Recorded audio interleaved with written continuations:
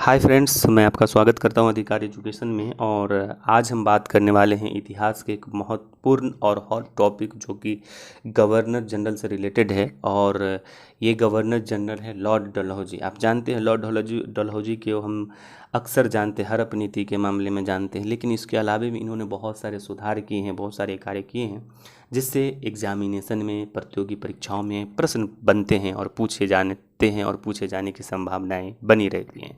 तो आज हम उन सारे बिंदुओं को लॉर्ड डलहौजी के लेक्चर के तहत हम कंप्लीट करने वाले हैं 4 से 5 मिनट के अंदर। अगर आप इन 5 वीडियो को आपने देख लिया तो मैं आपको कह सकता हूं कि आगे आने वाले एग्जाम्स में अगर लॉर्ड डलहौजी से प्रश्न पूछे गए तो आपका वो प्रश्न गलत नहीं होगा।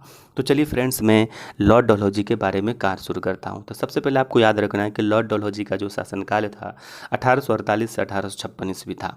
और उन्होंने अपना सबसे पहले कार्य किया था कि पंजाब का इन्होंने विलय किया था। पंजाब का विलय 1852 में किया था।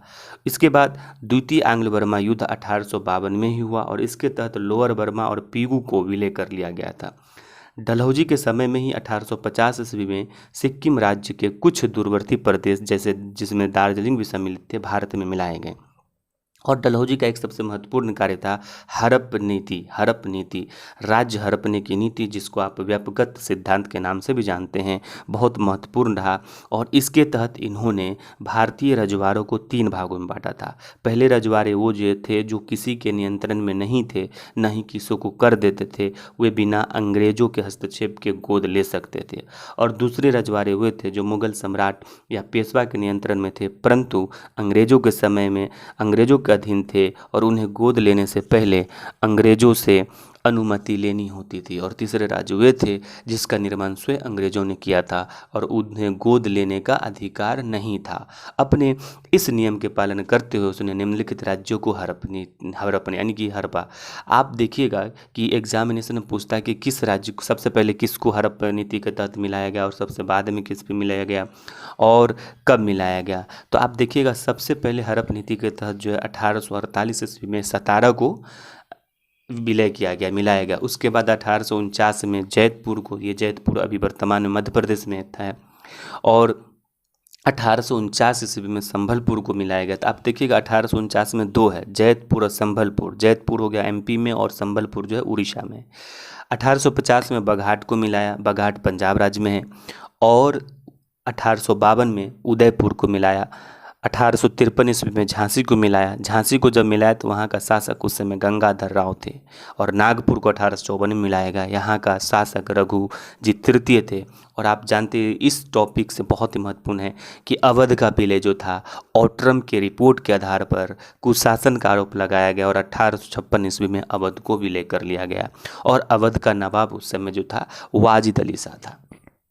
इसके बाद इन्होंने क्या किया, डलहौजी, आपने देखा कि बंगाल के गवर्नर जनरल के बोझ को कम करने के लिए इन्होंने एक लेफ्टिनेंट यानी कि गवर्नर जनरल के कार्य को बोझ को कम करने के उद्देश्य से बंगाल में एक लेफ्टिनेंट गवर्नर की नियुक्ति की।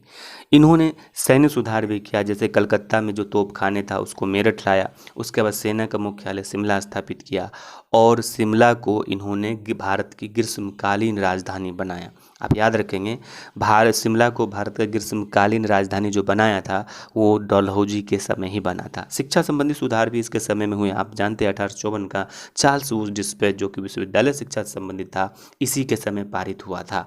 और 1853 ईस्वी में इन्होंने क्या किया, भारतीय भाषाओं में शिक्षा के प्रस्ताव को भी स्वीकार किया था डलहौजी के समय में। और डलहौजी के समय एक और महत्वपूर्ण कार्य हुआ था जो कि अभी हमारे भारत का प्राण है वो रेलवे लाइन। तो रेलवे लाइन 1853 ईस्वी में डलहौजी के समय में बैठा था। और पहला रेलवे लाइन जो था 1853 में रेलवे लाइन बॉम्बे से थाने के बीच में चलाई गई थी। और दूसरी रेलवे लाइन 1854 में कलकत्ता से रानीगंज चलाई थी। इसके अलावे जो इसके समय में सुधार हुआ था वो था विद्युत तार, मतलब इलेक्ट्रिक टेलीग्राम। और सबसे पहले इलेक्ट्रिक टेलीग्राम यानी विद्युत तार जो है कलकत्ता से आगरा के बीच जो प्रारंभ हुआ था। और 1857 में आप जानते हैं एक संघर्ष में एक सैनिक ने मरते मरते कहा भी था कि इस तार ने हमारा गला घोट दिया। इसके अलावा एक महत्वपूर्ण सुधार उन्होंने किया था, वो था डाक सुधार। 1854 ईस्वी में पहली बार डाक टिकटों का प्रारंभ हुआ था और अब 2 पैसे की दर पर कहीं भी पत्र भेजा जा सकता था। इसके अलावा डलहौजी ने जो एक महत्वपूर्ण कार्य किया और बार बार एग्जाम में पूछे भी जाते थे, वो थे सार्वजनिक निर्माण विभाग। डलहौजी से पूर्व सार्वजनिक निर्माण का कार्य एक सैनिक बोर्ड पर था। पहली बार एक सार्वजनिक निर्माण विभाग बनाया गया। गंग नहर का कार्य भी इसके तहत पूरा किया गया। वाणिज्य सुधार में भी इन्होंने, डलहौजी ने ही भारतीय बंदरगाहों को अंतर्राष्ट्रीय व्यापार के लिए खोला था। और सबसे अंतिम पॉइंट है इसके अंतर्गत कि 1854 ईस्वी में डलहौजी ने एक लोक शिक्षा विभाग की स्थापना किया था। फ्रेंड्स, ये लेक्चर आपको जरूर लाभदायक होगा। आप इसको 2 से 3 बार सुने इस लेक्चर को, और आप कुछ पॉइंट्स को इसको नोट भी कर लें। और मैं इसी तरह के वीडियो आपके लिए बनाता रहता हूं ताकि आपकी तैयारी को एक धार मिल सके और आपकी सफलता में हमारा एक छोटा सा सहयोग आपको प्राप्त हो सके।